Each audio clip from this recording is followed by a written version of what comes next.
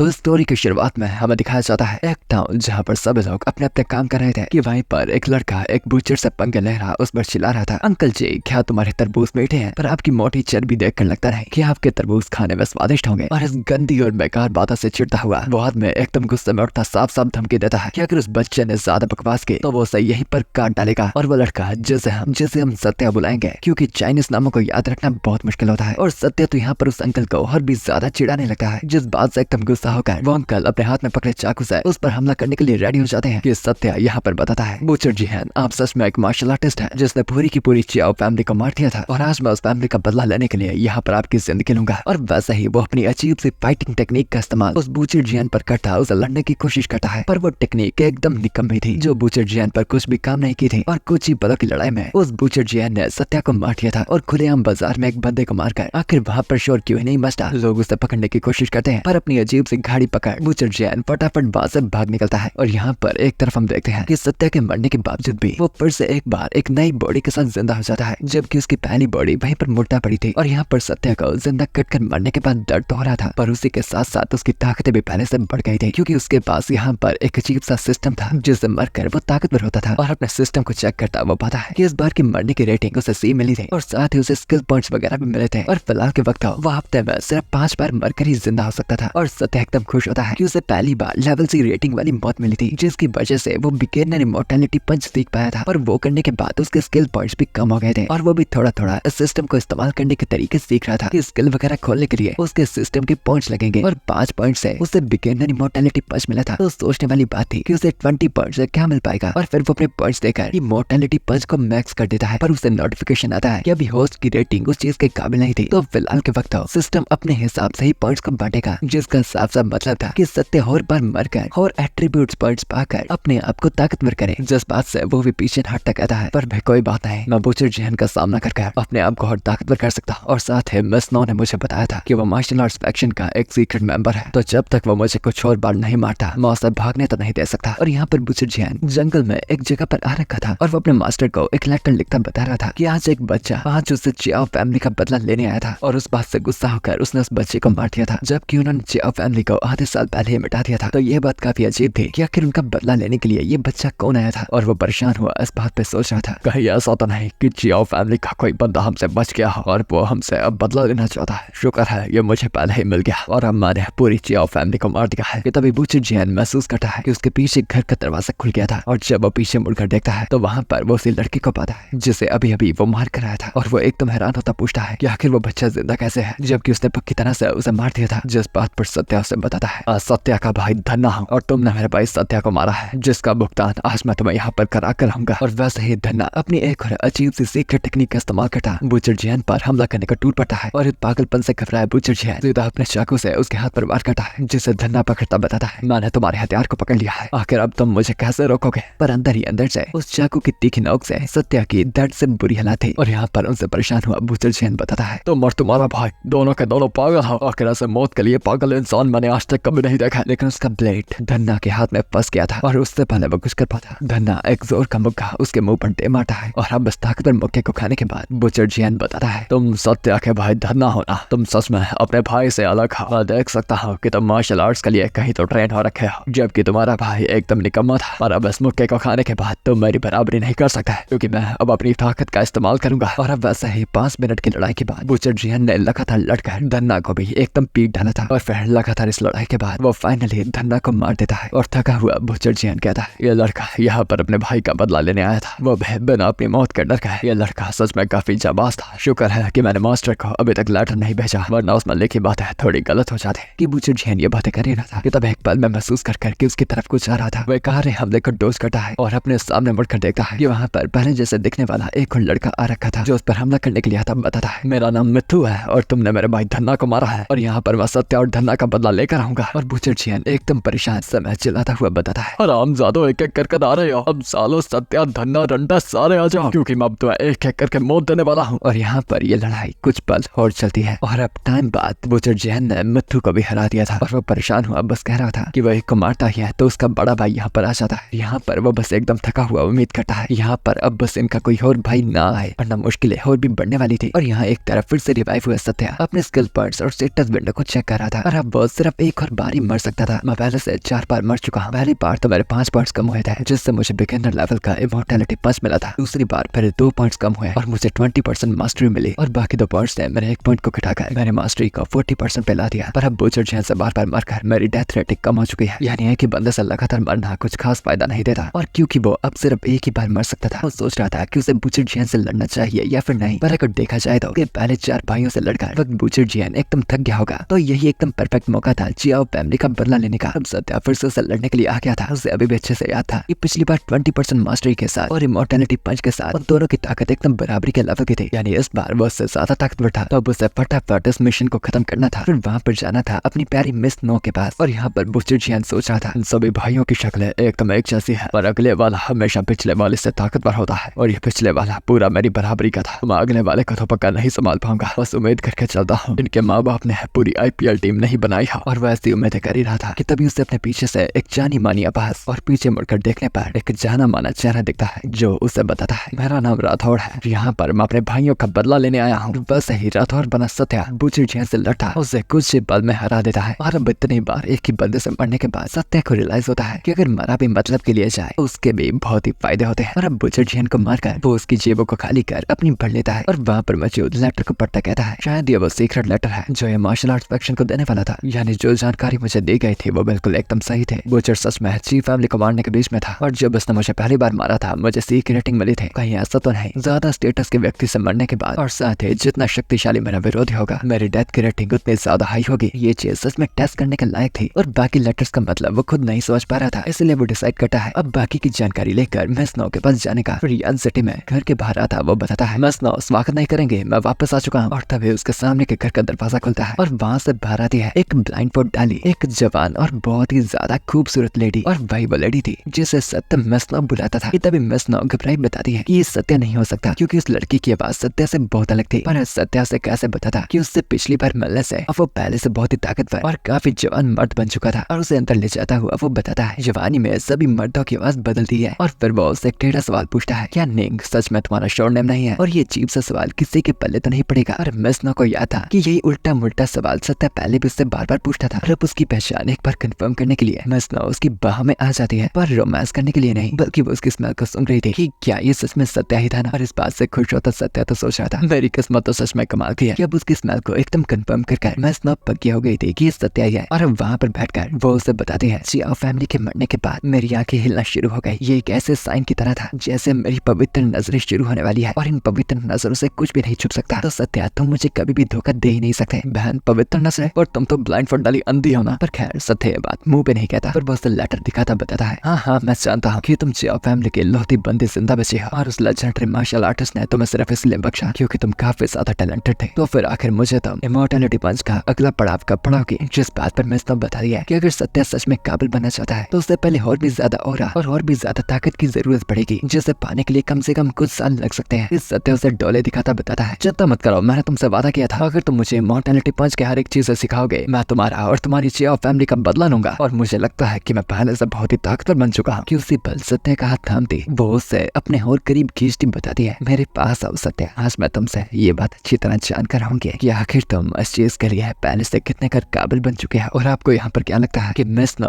किस चीज की बात कर रही थी? सत्या के किसी शरीर के हिस्से को छूने के बाद मिस नो रियलाइज करती है कि जो भी उसने अपने अंधेपन में छुआ था वो चीज तो काफी सख्त सी थी, जिस बात से उसे सत्या पर एकदम शक होता है। और वो घबराई हुई उससे पीछे हटती पूछती है कि आखिर सत्या ने उसे अपनी कौन सी चीज को छूने लिया था? जिस बात पर अपने बाइसेप्स को दिखाता वो बताता है, बेशक मिस नो मैंने तो अपने बाइसेप्स को छुआया था, आपको क्या लगा कि आपने क्या छू लिया है? इस बात को टालती वो बताती है, हम बस एक दूसरे को काफी कम टाइम से जानते हैं और तुम इतने ज्यादा जल्दी ताकतवर कैसे हो गए? कहीं तुम कोई जादूगर तो नहीं? और पर से उसके मसल को छूती वो बताती है कि सच में ताकत को पाना बहुत मुश्किल होता है, पर सत्या इतनी जल्दी ताकतवर हो पा रहा था। जिस बात पर हाँ करता सत्या बताता है, तो अगर आपको लगता है कि मैं काफी मेहनत से काम कर रहा हूँ, मुझे वो इमॉर्टैलिटी पंच सिखाते क्यों नहीं? क्योंकि इमॉर्टैलिटी पंच जंग फैमिली की एक स्पेशल स्किल है, और अगर सत्या उसे पूरी तरह से सीख लेगा वो अपने बुढ़ापे में पहुंचकर भी हमेशा उतना ही ताकतवर रहेगा, यानी अपनी पीक स्टेज से कभी भी नीचे नहीं होगा। और फिर मिस नो उसे बताती है कि इस एक महीने में सत्या ने बहुत मेहनत की थी, और बूचर जैन ने भी अभी तक इस इमॉर्टैलिटी पंच को मास्टर नहीं किया था, पर उसके हाथों में बहुत ही ज्यादा ताकत थी। तो फिर जब सत्या की ट्रेनिंग ट्रेनिंग कंप्लीट हो जाएगी और वो उस बुचर को मार पाएगा। मेस्नो उसे बाकी की ट्रेनिंग देने का वादा करती है, पर सत्या उसे बताता है कि उसे किसी का वेट करने की जरूरत नहीं, क्योंकि उसने उस बुचर को पहले ही मार दिया था। और ये बात उसे एकदम हैरान कर देती है, क्योंकि पिछली बार तो उसे अच्छी तरह से याद था कि सत्या उस बुचर के लेवल के बिल्कुल करीब तक भी नहीं था। और सत्या उसे बताता है, चिंता मत कीजिए मेस्नो, मैंने उस बुचर को पहले के साथ साथ उसका एक सीक्रेट लेटर भी ढूंढा है, पर मैं अच्छी तरह समझ नहीं पा रहा किस तरह के कोड वगैरह लिखे गए हैं। और मेस्नो जो कि अंधी होनी चाहिए थी, किसी तरह से उस कोड को समझ पा रही है, जो कि मार्शल आर्ट फैक्शन का सीक्रेट बात करने का तरीका था, जिससे अब वो इस बात से पक्की हो गई थी सत्या ने उस बुचर को हरा दिया था। तब वो उसे इमोर्टैलिटी पंच को पूरी तरह से मास्टर करने के बाकी तरीके बताएगी। वो सत्या को उसके सामने बैठकर मेडिटेट करने को कहती है, ताकि साथ ही साथ वो उसे इंस्ट्रक्शंस वगैरह दे पाए। और फिर आधे घंटे की मेडिटेशन के बाद वो इमोर्टैलिटी पंच के एडवांस स्टेज में सिर्फ 40% ही पहुंच पाया था, जिससे परेशान हुआ वो सोच रहा था मास्टर में कोई बदलाव तो नहीं आया। और इस इमोर्टैलिटी पंच को खुद से मास्टर करने से आसान मैं बार बार मरकर सिस्टम के पॉइंट से मदद लूं, और वो करने के लिए मुझे बुचर से भी शक्तिशाली दुश्मनों को ढूंढना पड़ेगा। और अब टाइम बाद मेस्नो ने उस लिखे गए लेटर के सभी सीक्रेट कोड्स को सेट कर दिया था, और अब वो सत्या को इस लेटर को पढ़ने को कहती है, जो हैरानी से सोच रहा था मेस्नो तो अंधी थी, तो आखिर इन्होंने ये कोड कैसे बाहर निकाल दिया, कहीं ये मेरे सामने एक्टिंग तो नहीं कर रही। और वो इस चीज को चेक भी करता है, पर नहीं, वो कोई एक्टिंग वगैरह नहीं कर रही थी। और फिर बैठकर वो उस लेटर को पढ़ने लगता है कि क्रिम्सन एम्पायर जल्द ही कैपिटल को छोड़ने वाले हैं, और मार्शल आर्ट फैक्शन ने अपने सभी मेंबर्स को बुलाया है। और सत्या बताता है कि ये एक असैसिनेशन का लेटर है, जिस बात को सुनते ही मेस्नो भी बताती है कि मतलब मार्शल आर्ट फैक्शन का प्लान था एम्पायर को असैसिनेट कर मरवाने का। और वो पूछती है कि क्या यहाँ पर कहीं भी एम्पायर के पते के बारे में लिखा है, जिस बात पर सत्या बताता है कि ये कोड वर्ड्स अभी भी काफी अजीब है, और वह फिलहाल के वक्त सिर्फ इतनी बात का मतलब निकाल सकता है। और अब परेशान हुए मेस्नो सत्या को बताती है, ये मार्शल आर्ट फैक्शन एकदम हरामखोर है, और ये बात तो पक्की है, ये जिस चीज की प्लानिंग करते हैं वो उसमें कामयाबी पाकर रहते हैं। और सत्या पूछता है कि क्या ये फैक्शन सच में इतना ताकतवर है, जिस बात पर वो बताते हैं, मैंने तुम्हें पहले भी बताया था ना फैक्शन और उस लेजेंडरी मार्शल आर्टिस्ट के बारे में, जिसने पूरी चाव फैमिली को मार तो दिया था, और उसकी वजह कभी नहीं बताई। और वो बताती है कि वो लेजेंडरी मार्शल आर्टिस्ट जो सुप्रीम मार्शल आर्ट मास्टर में से दूसरा सबसे शक्तिशाली होगा, उसने मार्शल आर्ट फैक्शन को बनाया था और बाकी फैक्शंस और गैंग को तबाह किया था। उसने बाकी सभी फैक्शंस के सीक्रेट आर्ट्स को हड़प लिया था, उन्हें अपने लिए रख लिया था, और अपने उन खास मेंबर्स के लिए, ताकि वो अपनी सेना की ताकत को बढ़ा पाए। और जियाओ फैमिली का इमॉर्टैलिटी पंच ने फर्स्ट जनरेशन के सरदार से मिला था, पर उन्हें भी मार दिया गया। और एकदम गुस्से में मेस्नो बता रही थी, मैं तुम्हें इमॉर्टैलिटी पंच इसलिए नहीं सिखा रही ताकि तुम जाकर उस लेजेंडरी मार्शल आर्टिस्ट को हरा, बल्कि बस एक दिन मैं चाहती हूँ कि एक दिन मैं खुद अपने हाथों से उस हरामजादे को मार पाऊं। और सत्य समझ ही पा रहा था कि मेस्नो उस मार्शल आर्टिस्ट से बहुत ही ज्यादा नफरत करती थी, और वो भी उसका साथ यहाँ पर नहीं छोड़ना चाहता था। कि फिर वो उसे बताता है, मेरे पास एक आइडिया है, क्या तुम्हें लगता है कि मैं इस फैक्शन को ज्वाइन कर सकता हूँ? जिस बात पर मेस्नो को समझ नहीं आता, या कि जाने कि सत्या को क्या हो गया, जबकि वो पहले उसका साथ देना चाहता था, और अब वो इन हरामियों के फैक्शन को ज्वाइन करना चाहता था। जिस बात पर सत्या उसे बताता है, इस फैक्शन को ज्वाइन करूंगा और फैक्शन के लिए क्रिम्सन एम्पायर को असैसिनेट करके मार दूंगा, जिससे इंपीरियल कोर्ट और फैक्शन की आपस में दुश्मनी हो जाएगी। और अगर मैं फैक्शन को ज्वाइन नहीं कर पाया तो मैं फैक्शन के लोगों को हराता चाहूंगा और कोशिश करूंगा इनके पूरे असैसिनेशन के प्लान को जानने की, और यह फिर मैं असैसिन की तरह एक्ट करूंगा, इंपीरियल कोर्ट का शक इनकी तरफ खींचूंगा, जिससे हम कुछ कर तुम्हारा बदला ले पाएंगे। और उसकी चिंता में मेस्नो बताती है कि ऐसे पागलों वाले प्लान से तो सत्या पर कमाना चाहेगा, पर उसके लिए तो ये चांस था एम्परर का असैसिन बनने का, और अगर वो एक असैसिन मरकर मरा था उसकी डेथ रेटिंग पक्का हाई होगी, जिससे एक्सपीरियंस पॉइंट्स भी ज्यादा मिलेंगे। और साथ ही वो फैक्शन जिसे दूसरे सबसे शक्तिशाली मार्शल आर्टिस्ट ने बनाया है, उनके पास पक्का काफी सीक्रेट आर्ट्स की बुक्स होंगी, और अगर वो उस फैक्शन का मेंबर बन पाए तो वो भी उन बुक्स को पढ़ पाएगा। और सत्या जैसे बंदे के लिए, जिसके लिए मरना भी एक वरदान की तरह है, ये जगह तो उसके सपनों की जगह थी। और सत्या बताता है, और अगर ये मार्शल आर्टिस्ट सच में आपकी बातों से इतना शक्तिशाली है तो फिलहाल के लिए उससे बदला लेना नामुमकिन के बराबर है, इसलिए यही हमारा बेस्ट प्लान हो सकता है। पर मेस्नो इस प्लान से बिल्कुल मना करती है, और उसकी चिंता में खड़ी हुई बताती है कि ऐसे बेवकूफों वाले प्लान के साथ सत्या बस बेवजह मारा जाएगा, और वो ऐसा बिल्कुल नहीं चाहती। गीगा चैन बनता सत्या बताता है, आखिर मौत से डरने की क्या जरूरत है, जबकि वो अंततः सबकी आएगी, और उसके सेंट को महसूस करती बस तो जान पाती है कि सत्या यहाँ पर डर नहीं रखा था, और ना ही वो घबरा रहा था, बल्कि ऐसा लग रहा था कि जैसे वो ये काम करने के लिए बहुत ही ज्यादा एक्साइटेड था। पर उसे इतनी बात समझ नहीं आ रही थी कि क्या सत्या के लिए इमॉर्टैलिटी पंच सीखना इतना जरूरी था कि बस चीज के लिए अपनी जान को कुर्बान करने के लिए रेडी था, या फिर वो उससे कुछ और चाहता था। ये कुछ और से ही उसके मन में बस एक ख्याल आता है, वही एक ख्याल जो आपके मन में भी आया होगा कि कहीं ऐसा तो नहीं सत्या उसके साथ रोमांटिक सी रातें बिताना चाहता है। तभी सोचूं मैं क्यों कहते हैं अंधे लोगों की इमेजिनेशन ज्यादा खतरनाक होती है। और सत्या देखता है कि मेस्नो को अजीब से दौरे पड़ने शुरू हो गए थे, फिर वो अपने आप को मनाती है कि नहीं, सत्या जैसा वॉरियर ऐसे ख्याल नहीं सोचेगा, पर वो फिर भी उसे एक बार कंफर्म करती है कि सत्या उसके लिए इतनी चीजें कर रहा था, तो क्या बदले में वो उसके लिए कुछ भी कर सकती है। जिस बात पर वहाँ करता बताता है कि मेस्नो उसके लिए कुछ खास कर सकती है, पर उस खास चीज का टाइम अभी नहीं था, फिलहाल के लिए तो उस चीज को रास रहने देगा, और जब टाइम आ जाएगा फिर मेस्नो को बताएगा। और अपन फालतू की बकवादी के बाद सत्या उनसे पूछता है कि क्या मेस्नो को इस बूचर जिया के अलावा कोई इस मार्शल आर्ट फैक्शन का मेंबर पता था, जिस बात पर वहाँ करती बताती है अब वो अगला मेंबर था यान सिटी का लॉर्ड गुओ यान जो एक जानी मानी हस्ती थी।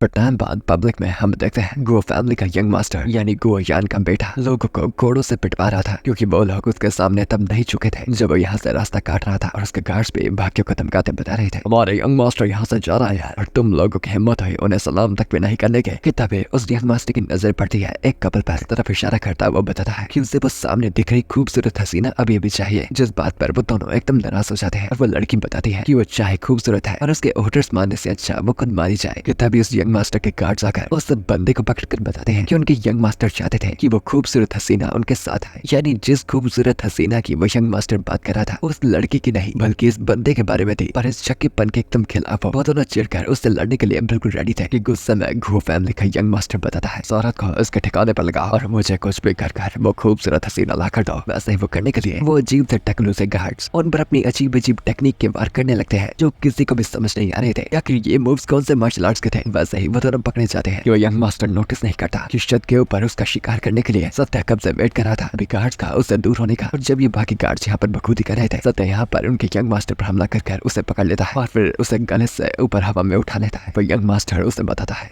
बच्चा मुझे छोड़, मेरा बाप इस सिटी का लॉर्ड है। पर सत्या से पूछता है तो वो इस बात का क्या करे, क्या लड्डू बांटे, और अगर नहीं तो ठीक, और अगर हाँ तो कौन से, मिठे या फिर खट्टे। गुस्सा से उबलता हुआ यंग मास्टर बताता है मेरा बाप जल्दी यहाँ पर आने वाले हैं और जब वो यहाँ पर आएंगे तो मुझसे बचकर नहीं भाग सकते और उनके आने पर पक्का तुम बस अपनी मौत की भीख मांगोगे। और ये मौत की भीख यही तो सत्या चाहता था, एक अच्छे और तगड़ी मौत। और ओरिजिनली सत्या का प्लान था आकर यहाँ पर इस हरामजादे को मारकर खुद उसके गार्ड से लड़कर मर जाने का। पर अगर एक्चुअली में खुद लॉर्ड आकर उसे यहाँ पर मारेगा तो उसकी डेथ रेटिंग पक्का ज्यादा होगी। तभी उसका इमोर्टलिटी सिस्टम पे इस मौत को एकदम कैलकुलेट करता है। बताता है कि अगर सत्या इसी तरह से मरेगा तो उसकी C+ डेथ रेटिंग तो पक्का आएगी। और ये पहली बार था ऐसा नोटिफिकेशन सत्या को आया हो, यानी इम्प्रूव हुआ सिस्टम भी सत्या की बात से एग्री था। अब उसका कुछ भी कर गोल था उससे सिटी लॉर्ड से मरना। यहाँ पर वो दोनों लड़की और लड़का जिन्हें लगा था कि सत्या यहाँ पर उनकी मदद करने के लिए आया था उससे बताते हैं कि सत्या जैसे जवान हीरो को उनकी रक्षा करने के लिए इस अनजान लड़ाई के बीच में आने की जरूरत नहीं थी। पर यहाँ पर सत्या का चेहरा देखकर उन्हें थोड़ा थोड़ा शक हो रहा था कि नहीं शायद ये बंदा कुछ और ही चाहता है। और वो दबाकर उस यंग मास्टर को थप्पड़ मार रहा था जैसे कि उसकी कोई इज्जत ही नहीं थी। और वो गार्ड्स को साफ साफ धमकी देता है कि अगर वो और करीब आए तो वो उसे यहीं के यहीं मार देगा। और अब डरा हुआ यंग मास्टर भी बस कह रहा था भाई तू पागल है, तू खुद तो मरेगा, मुझे छोड़ दे भाई। कि उसे हॉट थप्पड़ मार मार के पीटता हुआ सत्या उसे कह रहा था अपने बाप को जल्दी बुला, बड़ी बड़ी बातें कर रहा था ना, आकर वो मुझे मारेगा, कब बताया वो बता मुझे। तभी उस जगह पर तेज घोड़ों के चलने की आवाज आती है क्योंकि सिटी लॉर्ड गुओ युआन वहां पर आ चुका था। और वो अपने सामने देखता है अपने बच्चे को इस बुरी हालत में जिसे सत्या ने उठाकर बहुत ही मारा था। और सत्या महसूस कर ही पा रहा था यह बंदा तो सच में काफी ताकतवर लग रहा था। अब गुओयान की एक चिल्लाने की आवाज से उसका और हर जगह पर फैल रहा था। सत्या महसूस कर ही पा रहा था कि गुओयान ने पक्का काफी अच्छी मार्शल आर्ट सीख रखी थी कि वो सिर्फ अपनी चिल्लाने की आवाज से ही लोगों को अपनी इतनी ताकत महसूस करवा सकता था। और यहाँ गुओयान अपने मन में सोच रहा था उस बच्चे का और भी कमजोर है और शायद यहाँ पे मार्शल आर्टिस्ट बनने की शुरुआत पे हर किसी को ऐसा ही हवा में उठा लेना इसकी शारीरिक ताकत तो काफी है, जिससे पता लगता है कि यह ताकतवर तो है। और फिर गुओयान अपने ताकतवर ओरा को अनलीश करता है और उसके उस ताकतवर और भयंकर ओरा के सामने वहाँ के सभी लोग बस झुकने पर मजबूर हो रहे थे। और सत्या भी महसूस कर पा रहा था जैसे उसके कंधों पर बहुत ही ज्यादा भार था और उस ओरा से उसका बच्चा तो पहले बेहोश हो गया था। यहाँ पर कमजोरी ना दिखा था, उस दर्द को सहता अभी भी खड़ा रहता है। और ये देखकर कि कोई इसका प्रेशर सह पाया था जबकि नॉर्मली लोग उसके बाद चलने के हालात में भी नहीं होते थे। जिस बात से इम्प्रेस हुआ वो अपना एटीट्यूड बदलता सत्या से पूछता है मेरे छोटे दोस्त इतनी जल्दी नहीं करते और प्यार से बात को डिस्कस करते हैं। मेरे बच्चे ने शायद बहुत ही बुरी चीजें की है पर प्लीज उसे इस बार जाने दो और मैं अगली बार से उसे संभाल के रखूंगा। जिस बात से सत्या को समझ नहीं आता कि आखिर हराम कर उसे माफी की मांग रहा है जबकि उसे लगा था कि वो पहले से धमकाएगा फिर मार देगा। अभी तक सिस्टम की तरफ देखकर डेथ रेटिंग अभी तक कम नहीं हुई थी, यानी उसके पास अभी भी मौका था गुओयान को भटकाने का। और फिर वो उस पर चिल्लाता है कि उसका बच्चा यहाँ पर दिन में जवान लोगों को छेड़ रहा था कि फिर गुओयान उन दोनों की तरफ मुड़ता से माफी मांगता पूछता है ये दोनों तो लुहान फैक्शन के डिसाइपल हैं, आपके फाउंडर और मैं काफी अच्छा दोस्त है, तो किसी दिन आकर इस माफी के बदले मैं आपको कुछ तोहफे दे दूंगा, तो क्या आप मेरे बच्चे को यहाँ पर माफ करोगे। और वो लुहान फैक्शन के दोनों जानते थे वो इस वक्त यान सिटी के अंदर थे, यहाँ पर बात को बढ़ाने का कोई फायदा नहीं था। तो वो भी चुपचाप उस माफी को एक्सेप्ट करते बस अपने काम से काम रखते हैं और इस लड़ाई को यहीं पर खत्म करते हैं। कि यहाँ सत्या पूछता है कि इन दोनों को छोड़ो और बाकी सिटी के लोग जिनको ये बेवजह पट्टे मार रहा था उनका क्या। रब उस पर चिल्लाता है गुओयान तुम्हें सच में लगता है पाप करने के बाद कुछ पैसे देकर माफी मांगने से हर एक कर्म बस मिट जाते हैं, पर लगता है कि तुम हमेशा से यही करते आए हो और शायद तुम्हारा बच्चा हमेशा ऐसे पाप करता रहता है और बाद में तुम अपने पैसों के सहारे हर एक मुश्किलों को आसानी से टाल देते हो। जिन लोगों को इसने बेवजह मारा है आखिर तुम उन मौतों का भुगतान कैसे करोगे। मेरे ख्याल से इसका सबसे बेहतर तरीका होगा सबसे पहले तुम्हारे बच्चे की जान लेना। और गोहियान थोड़ा परेशान था क्योंकि सत्या उसकी बात बिल्कुल नहीं मान रहा था और उल्टा सिटी में उसकी रेपुटेशन खराब कर रहा था। और फिर वो उससे पूछता है, तो आखिर तुम मुझे क्यों नहीं बताते छोटे बच्चा कि अपने बच्चे को तुमसे छुड़वाने के लिए मुझे भुगतान में तुम्हें क्या देना पड़ेगा। जिस बात पर सत्या से बताता है, तुम्हें ये गलतफहमी किसने डाली कि मैं उसे छोड़ने वाला, और मेरी एक बात अच्छे से जान लो, तुम इसे मुझसे सिर्फ मेरे मरने के बाद ही बचा सकते हो, वरना मैं तो उसे छोड़ने वाला नहीं।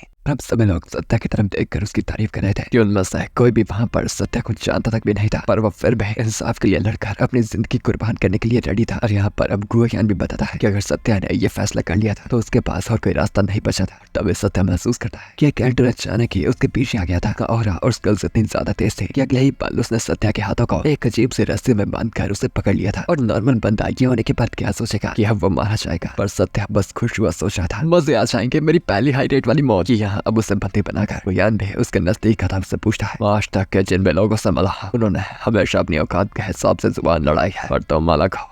बच्चा है, तुम्हारा नाम क्या है? जिस बात पर सत्या उसे बताता है, मेरा नाम सत्या है और मेरा कोई भी बैकर नहीं है, तो तुम्हें कोई भी चिंता करने की जरूरत नहीं, क्योंकि मेरे मरने के बाद भी तुमसे बदला लेने के लिए कोई नहीं आएगा, तो तुम मुझे बिना चिंता के मार सकते हो। इस सत्या के इस हिम्मत की दाद देता हुआ गुहियान उस एल्डर को सत्या को छोड़ने को कहता है। इस बात से सभी एकदम कंफ्यूज थे कि गुहियान उसे बताता है कि सत्या सच में एक बहुत ही काबिल और एक बहुत ही हिम्मतदार इंसान था। अगर वो उसकी आर्मी को ज्वाइन करना चाहेगा और उसकी कंट्री के लिए सर्व करना चाहेगा तो वो कभी भी उसके स्टेट में आके रिपोर्ट कर सकता है। सत्या के यहाँ पर आंसू निकल गए थे क्योंकि उसने स्क्रिप्ट में कुछ और लिखा था और ये कहानी कुछ छोड़ जा रही थी, और बेचारे को ऐसा लग रहा था कि जैसे किस्मत उससे कोई बता मजाक कर रही थी। और फिर गुहियान अपने बच्चे के पास जाकर उसे एक जोर का थप्पड़ दे मारता बताता है कि उसके बच्चे को सच में अकल नहीं है और ना ही कुछ शर्म है, जो घर ले जाकर वो उसे अच्छे से देने वाला है। और फिर अपने घोड़े पर बैठकर वो सत्या को बताता जाता है कि वो कभी भी उससे मिलने के लिए उसके एस्टेट में आ सकता है। यहाँ ये सारी बातें देखते लोग भी अब बातें करने लगे थे कि बेशक उनका यंग मास्टर एकदम कमीना था, पर उनका सिटी लॉर्ड तो एकदम समझदार था, जिसने इस वॉरियर को माफी दे दी थी और ऊपर से सत्या का अपनी आर्मी में वेलकम भी किया था। कि सत्या अंदर ही अंदर से बस रो रहा था, ये क्या है, ये कुछ भी मतलब नहीं बनता। मैंने अपने आखिरी शब्द भी सोच लिए थे, मरने से पहले मैंने क्या बोलूंगा। ये बेटे बाप के जोड़े एकदम हरामखोर थे, हरामखोरों ने मेरे मरने के प्लान को एकदम बर्बाद कर दिया। इस सिस्टम की तरफ देखकर वो पाता है अभी भी एस्टिमेटेड डेथ रेटिंग C+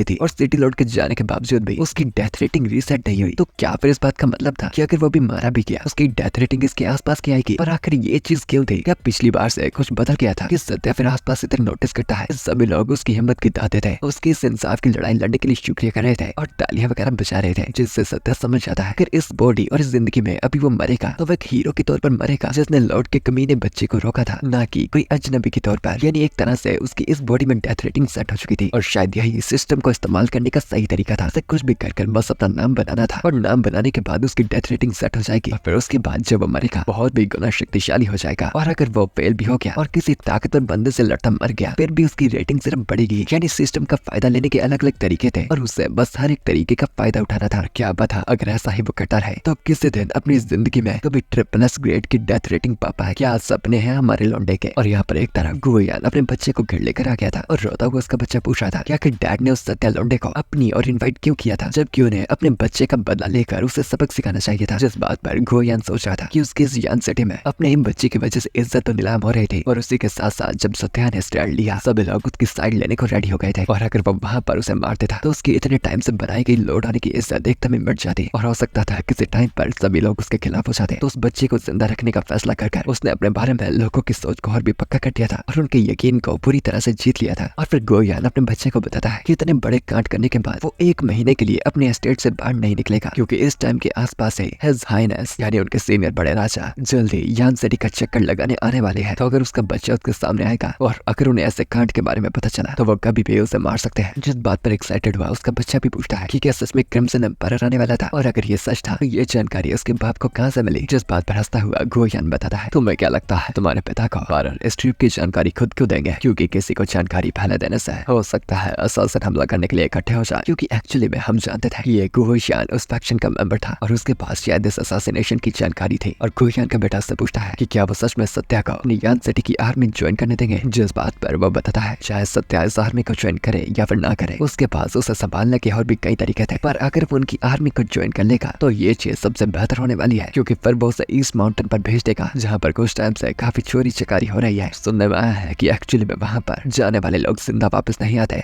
और यहाँ पर एक तरफ सत्य आकर सारी बात मसनौ को बताता है कि कैसे उसने उसके बच्चे को पीटा था, पर वो लॉर्ड उसे अपनी आर्मी में ज्वाइन करवाना चाहता था। जिस बात पर मसनौ साहब बताते हैं कि ये बस एक साजिश थी, और हकीकत सत्य बताता है ये साजिश ही तो उनका मौका था अपनी मंजिल तक पहुंच पाने का। और उसकी इस हरकतों से मसनौ को सच में उसकी चिंता होती थी, और फिर वो अपनी खुफिया पॉकेट से एक टेक्निक की डायरी को निकालती बताती है कि सत्य हमेशा से मरने वाली कांड करता रहता है। वो उसे एक सीक्रेट आर्ट देना चाहती है जिससे सत्य को ताकत तो बहुत मिल जाएगी और उसके ओरा को पहले से डबल कर देगी, पर उसके मसल्स को एकदम चीट फाड़ देगी। और ये जिया फैमिली की कलेक्शंस में से सेलेस्टियल डीमन डिसमेंटलिंग टेक्निक थी, जिससे भागर सत्य बहुत ही खुश था क्योंकि धीरे धीरे कर उसकी स्किल्स की कलेक्शन बढ़ती जा रही थी। और फिर मसनौ से बताते हैं कि बेशक उसे हासिल करने के लिए सत्य को पहले दबाकर ट्रेन होना होगा और सबसे पहले ओरा को पाना होगा, तभी वो इस डिसमेंटलिंग टेक्निक को सीख पाएगा। सत्य, तुम्हारी हरकतें और तुम्हारी हिम्मत बिल्कुल एक ग्रेट वॉरियर्स की तरह है। तुम्हारी इसी सोच और चीजों की वजह से तुम इन मार्शल आर्ट्स को सीख पाते हो और शायद इसी कारण तुम बाकियों से जल्दी ताकतवर हो पाते हो। पर खैर उसे सिस्टम के बारे में कौन बताए। और फिर चिंता और प्यार में वो बताती है कि उसने ये टेक्निक उसे इसलिए नहीं दी ताकि सत्या फिर से पागलों की तरह अपनी जान को कुर्बान करता है, बल्कि उसने उसे ये टेक्निक दी थी ताकि सत्या के जिंदा रहने की चांस बढ़ते जाए। वो भी इस बात पर खुशी खुशी हाँ करता है, पर मसनौ को भी उसकी बातों से नहीं लग रहा था कि ये लड़का सुधरने वाला था, क्योंकि उस किताब को पकड़ा वो बस जोर जोर से हंस रहा था। और फिर टाइम बाद हमें यान सिटी का आर्मी कैंप दिखाया जाता है जहाँ पर अब सत्य आ चुका था, और उस आर्मी कैंप पे वो अपने लिए परफेक्ट हथियार चूज करता है, एक भाला, क्योंकि पुराने जमानों से माना गया है कि भाला चलाने वालों पर जल्दी मरने का श्राप लगता है। नहीं, यहाँ पर फेट सीरीज से लांसर की बात बिल्कुल नहीं की जा रही। और आर्मी के बाकी सोल्जर्स पे उसे देखते बातें कर रहे थे कि ये लड़का तो दिखने में काफी आम सा था और लग नहीं रहा था कि ये लड़ाई में कुछ काबिल भी होगा। और उनके मानने से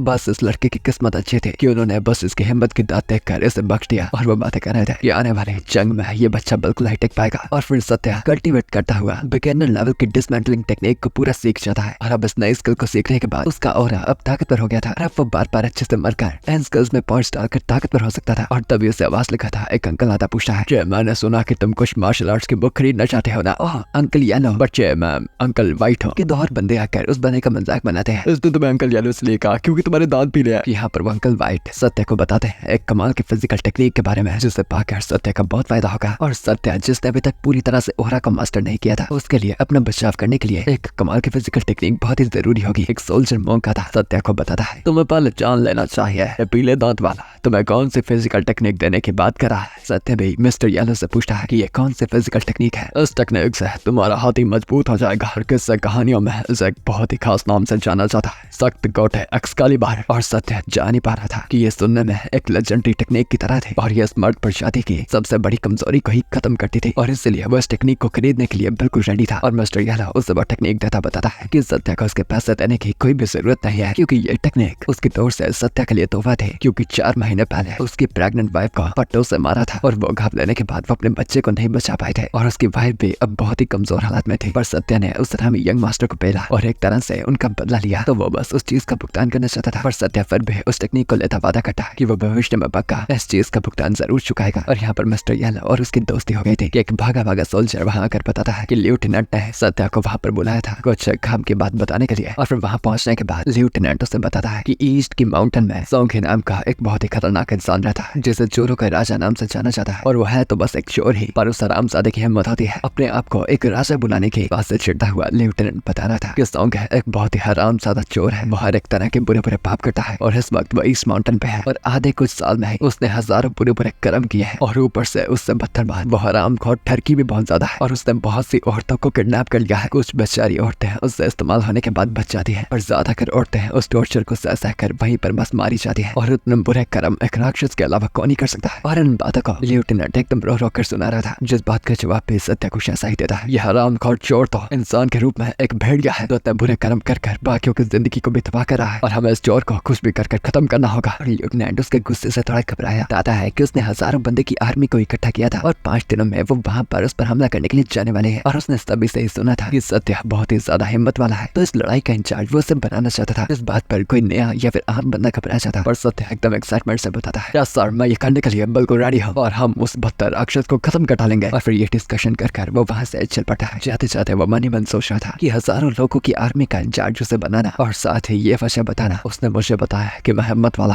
और इसी वजह से वो मुझे इंचार्ज बनाना चाहता है। हरामखोरों गधों को लगता है कि मैं उनके इस लौट की चालों को समझ नहीं सकता, पर खैर मेरे लिए तो ये सबसे खास मौका है। मैं आखिरकार एक अच्छी मौत मारकर लेवल अप हो पाऊंगा। और उसे दूर से वहां से हंसता हंसता जाता देखकर लेफ्टिनेंट में मन ही मन सोच रहा था, क्या ये बच्चा बस बेवकूफ है या फिर बस ज्यादा हिम्मत वाला जो ये इस बात से इतनी जल्दी मान गया। खैर जो भी हो, मुझे बस एकदम सावधान रहकर हमारे लौट के ऑर्डर्स को मानना है। और फिर 5 दिन बीत जाते हैं। सत्य को ईस्ट माउंटेन की पहाड़ियों पे भेज दिया जाता है और उसी के साथ मिस्टर येलो और बाकी सोल्जर्स आ रखे थे। और मिस्टर येलो बताता है कि वो इस जगह के बारे में अच्छे से जानता है, तो अगर सत्य चाहे तो वो आगे का रास्ता लीड कर सकता है। और अभी तक उन्हें कोई भी जोड़ नहीं दिखे थे, तो शायद ऐसा हो सकता है कि वो पहले ही वेस्ट की तरफ भाग गए हैं। जो सुनकर सत्य बताता है, अगर ये बात है तो हमें अब उस तरफ जाना चाहिए, पर आगे कुछ भी खतरनाक चीज हो तो तुम सभी को फटाफट मेरे पीछे छुप जाना है। जिस बात से मिस्टर येलो हैरान होता कहता है, बॉस आप तो सच में एकदम नेक दिल इंसान है, पर चिंता मत कीजिए, मैं आप पर बोझ नहीं बनूंगा। पर सत्य बताता है कि ये उसका ऑर्डर था और कोई भी अपनी जान को खतरे में नहीं डालेगा सिवाय उसके। और बाकी सभी उसकी हिम्मत से इम्प्रेस थे, पर सत्या यहाँ पर बस एक अच्छी मौत मरना चाहता था ताकि उसकी डेथ रेटिंग अच्छी आए। और फिर वहां से आगे बढ़ते वक्त एक और गार्ड उससे बातें करता बता रहा था कि उसका बच्चा बहुत ही शक्तिशाली है। वो 15 साल की उम्र में ही 150 किलो के पत्थर को उठा लेता था। और वो अपने बॉस से पूछता है कि आखिर बॉस अपनी 15 साल की उम्र में क्या कर रहे थे, जिस पर सत्या बताना तो नहीं चाहता था, पर वो मरने मराने वाली ही हरकतें कर रहा था। और वो ये ऊट पटांग बातें कर ही रहे थे कि उनकी तरफ कोई हमला करता, तेजी से तीरों से वार करता है, पर उससे पहले वो हमले उस घाट को लग जाते हैं। सत्या फटाफट उसे एक जोर की लात मारकर उस हमले से पीछे कर देता है। और खुद यहाँ पर उसका प्लान था फिल्मों में देखे गए वो खतरनाक मूव का इस्तेमाल करने का। और फिर सत्या अपने भाले को टोर्नाडो की तरह घुमाने लगा है, जैसा एक बार डेडपूल ने भी किया था। पर वो रोलिंग थंडर हमला एकदम ही निकम्मा था, क्योंकि वो बाल जिंदा तो बच पाया था, पर फिर भी कुछ तीर उसके लग ही गए थे। और बाकी गार्ड से जानते हैं कि उनका बॉस ही अजीब हरकतें कर रहा था। और यहाँ पर वो चोर अब फटाफट उन पर हमला करने के लिए निकल पड़ते हैं। और बाकी सोल्जर्स तो एकदम घबरा गए थे। और सत्या एकदम एक्साइटेड था, आखिरकार फाइनल चोर आ गए, मतलब मैं एक अच्छी मौत मर पाऊंगा। और क्योंकि इमॉर्टैलिटी लॉक फिर से चमक रहा है, इसका मतलब है मैं जितनी अच्छी लड़ाई करूंगा मेरी डेथ रेटिंग उतनी ऊपर जा सकती है। और आज मुझे एक अच्छी मौत मारने से कोई नहीं रोक सकता। और वैसे ही हमला करने के लिए बढ़ा, बाकी सोल्जर्स को तेजी से लीड करता है। और यहाँ पर सभी लोग अपनी सेफ्टी से लड़ाई कर रहे थे ताकि वो अपनी रक्षा कर दुश्मनों को मार पाए। पर यहाँ पर सत्या दोनों ही पार्टीज के लिए एकदम बाबला इंसान था, बिना किसी की चिंता करे लगातार अपने गार्ड्स की जिंदगी बचाता, बीच में खुद आता, फटाफट सभी चोरों को मार रहा था। और सभी लोग ही उसकी एबिलिटी से एकदम शौक है, क्योंकि एक तो यहाँ पर सभी की मरने से रक्षा भी कर रहा था, खुद बिना अपनी जान के परवाह किए सभी चोरों को हरा भी रहा था। कुछ ही पल में चोर भी उसके पागलपन से एकदम डर कर वहां से भाग जाते हैं। और सत्या इस बात से एकदम डिसअपॉइंटेड कि ये निकम्मे इतने कमजोर थे जो उसे मार तक भी नहीं पाए। और फिर अपने हाथों में खबे गए घावों से तीरों को बाहर निकालता, वो अपने सोल्जर से कुछ दवाइयां मांगता है जो उसके घावों को रोक पाए। यहाँ पर मिस्टर येलो, जिसकी सत्या ने एक बार फिर से जान बचाई थी, एकदम इमोशनल हुआ बताता है कि वो इस एहसान को सच में नहीं चुका सकता जो सत्या ने उस पर 2 बार किया था। और फिर टाइम बाद एक पेड़ की छांव में बैठकर वो आपस में बातें कर रहे थे कि दूसरा मोंग जैसा सोल्जर भी आकर बताता है, बॉस आपने मिस्टर येलो के एहसान को ऐसे चुकाया है, उसी टेक्निक का एहसान। ये वो बात तो ठीक है। और सत्या पूछता है, पर अब उससे क्या काम था, जिस बात पर टकलू बताता है, मैं आपको एक तोहफा देना चाहता हूँ जो फिलहाल के वक्त तो मेरे पास नहीं है, पर टाउन में वापस जाकर मैं आपको वो जरूर दूंगा कि आप एक ऐसे जनरल हो जो अपने सोल्जर के लिए अपनी जान को आगे काटा है। आज मिस्टर येलो की जान सिर्फ आपकी वजह से ही बच पाई है। और अब इस बखूदी के बाद वैली की तरफ देखता हुआ सत्य बताता है कि आगे के रास्ते में पक्का ही काफी जाल बिछा रखे होंगे और काफी लोग उन पर हमला करने के लिए इकट्ठा भी हो सकते हैं, तो आगे बढ़ना बहुत ही खतरनाक होगा। और मिस्टर येलो से पूछता है कि क्या इस वैली का कोई नाम डाल रखा था, जिस पर मिस्टर येलो मना करता है। जो बात सुनकर फटाफट सत्या एक पेड़ पर उस जगह का नाम वैली ऑफ पोलर ट्री डाल देता है, क्योंकि ऐसी ही खास जगह पर वो मरना चाहता था। कि तभी वहाँ पर लेफ्टिनेंट आता बताता है कि आखिर अभी तक सत्या सिर्फ यहीं तक क्यों पहुंचा था जबकि उसे रास्ता लीड करना था। इस बात पर सत्या बताता है इन पर चोरों ने मिलकर हमला किया था और आगे पक्का माउंटेन पे और भी जाल बिछाए गए थे। जिस बात पर लेफ्टिनेंट बताता है कि ये चीज बस सत्या की एक बहाना थी, क्योंकि शायद सत्या को अब इस लड़ाई से डर लगने लगा था। और या फिर ऐसा था कि वो यहाँ पर उनके ऑर्डर्स को मना कर रहा था, और अगर सत्या यहाँ पर सच में उसके ऑर्डर्स को मना करता तो ये लेफ्टिनेंट के लिए काफी अच्छा बहाना था उसकी जान लेने का। उससे लगा था सत्या जैसा हिम्मत वाला बंदा पक्का इस बात को बेइंसाफ समझकर इंसाफ के लिए लड़ना चाहेगा। पर उल्टा सत्य बताता है कि वो आगे बढ़ने के लिए बिल्कुल रेडी है। वो मन ही मन लेफ्टिनेंट की तारीफें कर रहा था, क्योंकि वो उसके जैसे एक निकम्मे से नहीं मरना चाहता था जिससे उसकी डेथ रेटिंग कम हो जाए। तो बेशक जंग में एक हीरो की तरह मरकर से अच्छी डेथ रेटिंग तो मिल पाएगी, तो ये फिलहाल के वक्त लेवल अप करने का सबसे बेस्ट तरीका था। और जब वो नीचे जंगल की और गहराई में पहुंच गए थे तो सच में वहाँ पर जाल बिछा रखा था। कई लुटेरे मिलकर उन पर हमला करने के लिए टूट पड़े थे और मिस्टर येलो और मिस्टर टकलू दोनों ही उसके साथ थे। पर सत्या उन्हें और अपने बाकी के सोल्जर्स को वहाँ से भागने को कहता है, पर वो उसे अकेला उनके लिए लड़ता देखकर यहाँ पर इस लड़ाई से भागना नहीं चाहते थे। पर गुस्से में सत्या उन पर चिल्लाता बताता है, यहाँ से फटाफट भाग जाओ और यहाँ पर तुम्हें मेरी जिंदगी देखने की जरूरत है, क्योंकि ये मेरा ऑर्डर है। मिस्टर येलो और मिस्टर टकलू एकदम कंफ्यूज थे कि यहाँ पर उन्हें इंसानियत देखनी चाहिए थी या फिर अपने दमदार कैप्टन के ऑर्डर्स को मानना चाहिए था कि पहाड़ी की चोटी के ऊपर ही खड़ा घोड़े पर सवार लेफ्टिनेंट ने बताता है कि यहाँ पर मौजूद कोई भी सोल्जर इस जंग से नहीं भागेगा और जो भी भागा उसे गद्दार समझकर मार दिया जाएगा। जिस बात से सत्य सत्य समझ गया था। बॉस के और उसके आदमियों को भी जिंदा नहीं जाने देने वाला, ताकि ये पूरी बात बाहर न जाए और ये सच बस दबा रह जाए। और वैसे ही सत्य के सोल्जर्स अपनी पूरी हिम्मत कर उसकी मदद करने के लिए बढ़ते ही हैं। इस सत्य चिल्लाता उन्हें रोकता है, क्या तुम चाहते हो कि तुम्हारी बीवी विधवा हो जाए? तुम्हें इस फालतू की लड़ाई में अपनी जान को कुर्बान करने की जरूरत नहीं। पर मिस्टर येलो बताता है कि आखिर वो कैप्टन को अकेले मरने कैसे दे सकते हैं, कि अपनी पूरी ताकत से बाकियों से लड़ने के लिए बढ़ता। सत्य अकेला ही सभी के सभी लुटेरों को संभाल रहा था और लगातार वार खाता और उन्हें मारता हुआ वो बताता है, इस दुनिया में कुछ ऐसी चीजें हैं जिन्हें तुम लोग नहीं कर सकते, और वो चीजें इतनी खतरनाक और घायल है जिन्हें सिर्फ मैं कर सकता हूँ। और कुछ भी हो जाए तुम लोग यहाँ पर नहीं मरने वाले, क्योंकि यहाँ पर मैं उससे पहले इन सभी का सामना कर मरने वाला हूँ।